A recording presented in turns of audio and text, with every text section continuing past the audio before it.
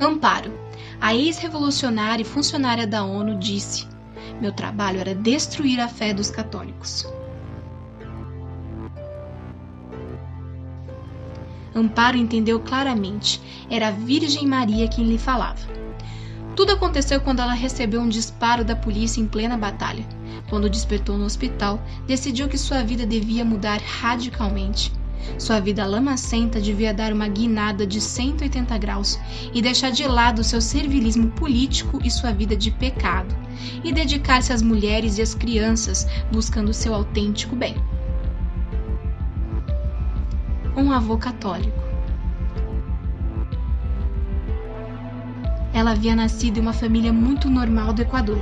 Sua fé era tradicional de missa dominical e pouco mais. A exceção da regra foi seu avô, que vivia uma autêntica vida cristã. Em certa ocasião, sendo Amparo adolescente e a caminho do ateísmo, seu avô lhe disse umas palavras que não haveria de esquecer jamais. Estavam entrando em uma igreja e, diante de uma imagem da Virgem, lhe disse: olhe para os seus olhos, ela é a única que vai te salvar e que vai te levar à fé. A coisa parou por aí. O resto foi uma queda livre.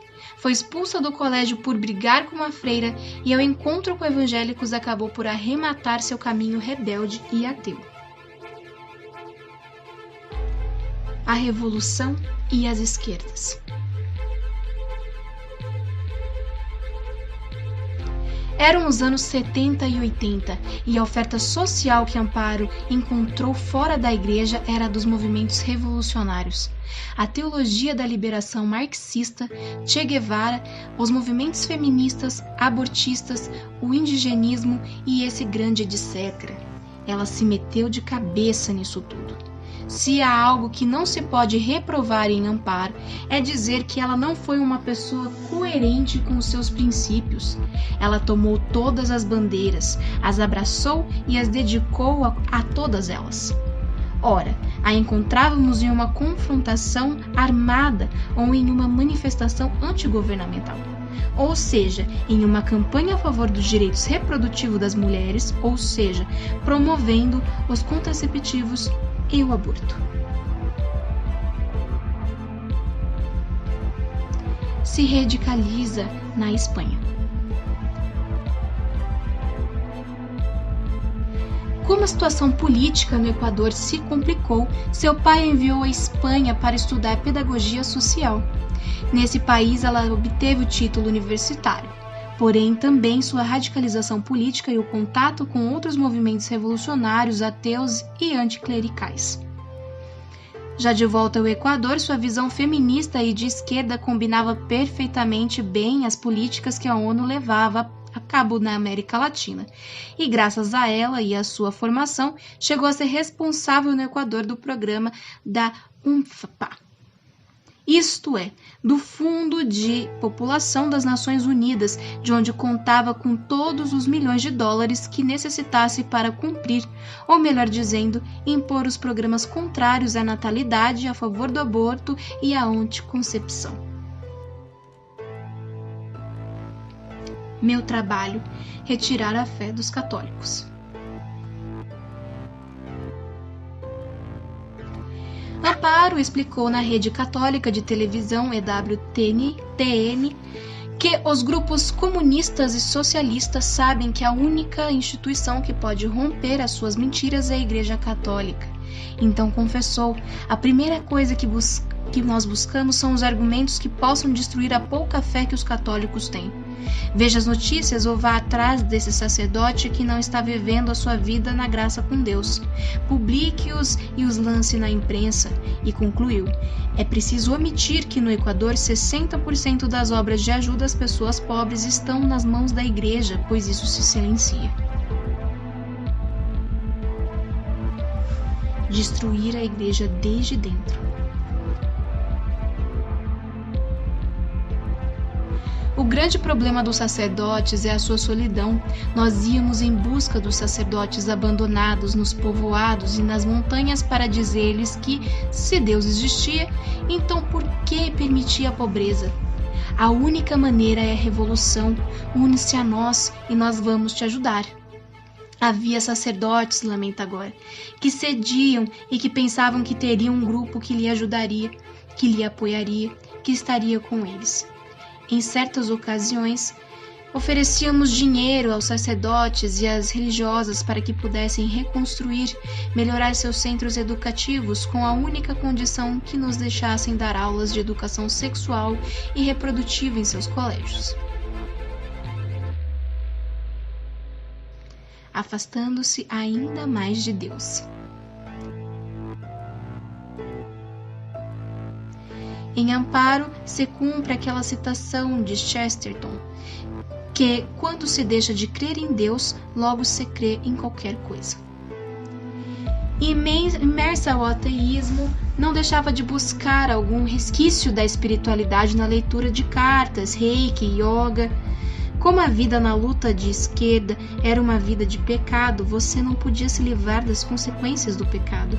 É a morte espiritual, são como pequenos pactos com o demônio. O demônio os cobra, adverte. Assim comecei a sofrer por conta do dinheiro. Alguém me recomendou que eu fizesse uma limpeza de ambiente. Tinha meus próprios mantras que agora que pude traduzi-los, dizem, eu pertenço a Satanás. Fiz os mantras nos Estados Unidos e inclusive levei meus filhos ao xamã, que era um mestre elevado da religião universal. Embora Deus não estivesse distante. Em certa ocasião, estando em uma comunidade, Amparo desafiou a Deus. Havia uma mulher rezando, porém ela começou a repreendê-la severamente e chamá-la de louca, até o ponto em que acabou rasgando uma imagenzinha que a pobre senhora segurava. À época, sua prepotência de revolucionária não lhe fornecia muitas outras soluções. Pouco depois veio o passo seguinte até a sua conversão.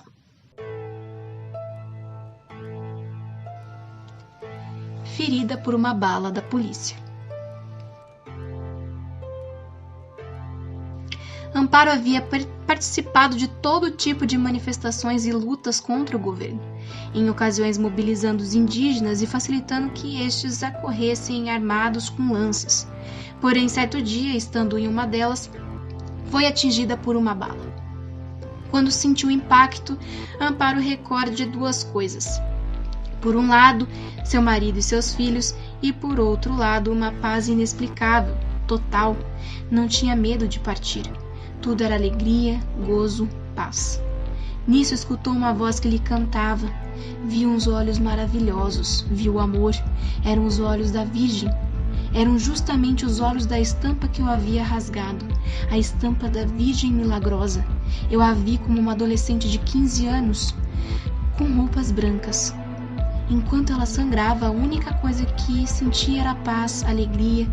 Nesse momento, a Virgem disse: minha pequena, eu te amo. E lhe pediu que deixassem todas as causas que ela levava e que assumisse a causa de seu filho. Também se deu conta que, por trás da Virgem havia um senhor mais idoso. Era o seu avô.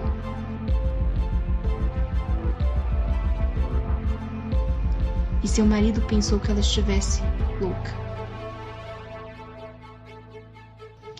Quando acordou, narrou toda a experiência a seu marido, Javier.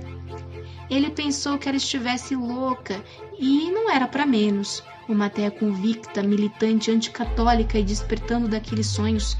Em seguida, levaram-na para que os altos mestres, psicólogos e peritos da nova era a examinassem e a convencessem de que aquelas experiências eram frutos de suas alucinações e dos ferimentos. Sem dúvida, ninguém podia tirar da minha cabeça que era Deus. Primeiramente, confessar-se. A primeira coisa que precisava era um sacerdote. Precisava me confessar. A primeira coisa, em primeiro lugar, era confissão. Eu pedi a Deus que não morresse no caminho, indo para casa, porque eu iria para o inferno. Na confissão estavam todos os pecados, os mais horríveis. Era uma nova etapa e havia de começar desde o princípio, fazendo tudo bem feito. Assim, a primeira coisa que fiz foi aprender a amar Jesus, a amar os sacerdotes, a amar a igreja, a amar os sacramentos. Amparo se sentia totalmente enlameada e também convidava a uma nova revolução. O único que transforma o mundo é Deus. Eu não sou digno. É tão grande o amor de Deus. Conversão de seu marido. Amparo rezou e convidou seu marido Javier à conversão. Com o passar do tempo, Javier, revolucionário como ela, começou a dar provas de mudanças por amor a Amparo. Devia ser uma experiência dramática em si mesma pelo único fato de ter que romper com toda uma vida de convicções e lutas comprometida. Amparo explica isso de certa maneira. Meu marido aceitou crer em Deus e na Virgem, porém não acreditava no sacramento. Todavia, Deus colocou um sacerdote santo em nosso caminho. Por fim, ele se confessou e sua confissão levou horas. Ao sair, sentiu que havia se livrado de toneladas de coisas. Agora era a hora de denunciar as mentiras da ONU. A conversão das pessoas, na maioria das vezes, é um processo longo e em etapas. Amparo estava a caminho, mas ainda não renunciara a toda sua vida de pecado. Necessitava de parte dela, pois seu salário das Nações Unidas era uma fonte necessária para sua família e seu ritmo de despesas. Tudo aconteceu quando uma amiga sua lhe pediu informações sobre a distribuição da pílula do dia seguinte por parte das Nações Unidas no Equador. Amparo era responsável pela sua importação e distribuição no país. De fato, sua agência das Nações Unidas havia vendido ao Equador 400.000 doses da pílula do dia seguinte. A ONU em Nova York, a UNFPA no Equador, eles nos vendem a 25 centavos de dólar e nós as vendemos entre 9 e 4 dólares. É um negócio e tanto. No Equador, houve um julgamento em que as Nações Unidas perderam a ação devido à distribuição da pílula e os Provida ganharam, visto que tiveram que reconhecer que ela não é um método contraceptivo, mas sim antinidatório, ou seja, abortivo, e que se utiliza quando os métodos contraceptivos falham. O ápice de sua decisão de converter-se e dar-se um passo definitivo até Deus aconteceu a caminho do tribunal neste julgamento em que a ONU perdeu. Quando estávamos levando a informação ao tribunal, um jornalista me fez uma pergunta que eu pensei que era Deus que me fazia. Estás com Deus ou estás com o demônio? A pergunta foi: o que eu pensava da pílula do dia seguinte? E, claro, eu continuava trabalhando para as Nações Unidas e apoiava todas as organizações pró-aborto. Nesse momento, me dei conta de que era o momento de dizer a verdade e deixar de mentir a mim mesma. Era uma incoerência ser católica e, ao mesmo tempo, por dinheiro, continuar apoiando uma organização que vai contra os meus valores. E, claro, disse a verdade e as Nações Unidas me despediram. O que existe por trás das Nações Unidas? Por trás dos projetos da ONU, atrás das palavras bonitas que usam quando falam de saúde reprodutiva, na verdade, há toda uma promoção do aborto e dos contraceptivos. É o único objetivo para toda a América Latina. Na entrevista de Amparo à cadeia de televisão norte-americana EWTN, denunciava que no livro Cuerpos, Tambores e Ruelas, editado pelas próprias Nações Unidas, se reconhece a promoção das relações sexuais com crianças desde os 10 anos e que nele se explica claramente 3 coisas: que os pais não devem ser informados da educação sexual que seus filhos recebem, que as escolas devem distribuir contraceptivos a seus alunos sem o conhecimento e consentimento dos pais, e que se um professor ou médico chegasse a informar os pais de que seus filhos estão usando contraceptivos, este professor ou médico deverá ser expulso de seu trabalho por romper o sigilo profissional. Amparo, e não só ela, denuncia a existência de todo um negócio em que não se desperdiça nada. Promove-se as relações sexuais entre crianças e adolescentes e lhes vendem preservativos. Como estes falham, então eles lhe oferecem o aborto, a pílula do dia seguinte. Como o aborto produz restos humanos, estes servem bem para os experimentos, ou bem, para extrair algumas substâncias que depois se usam em cremes, shampoos e etc. Negócio completo. e agora na luta pela vida. A realidade foi mais dura do que o previsto em primeiro momento. O casal perdeu tudo quando saiu da Revolução. Eles tiveram que renunciar a muitas coisas. As primeiras foram os bens materiais. Porém, foi bonito encontrar juntos o amor de Deus e eliminar os mitos relativos aos sacerdotes, à Virgem Maria, à Igreja. Amparo Medina e seu marido Javier Salazar são pais de 3 filhos. Ela é diretora executiva da Ação Pro Vida Equador e, além disso, colabora e assessora outros organismos. Agora também luta pela família, mulheres e crianças, mas a partir da verdade integral das pessoas e não a partir do negócio econômico. Ameaça de morte.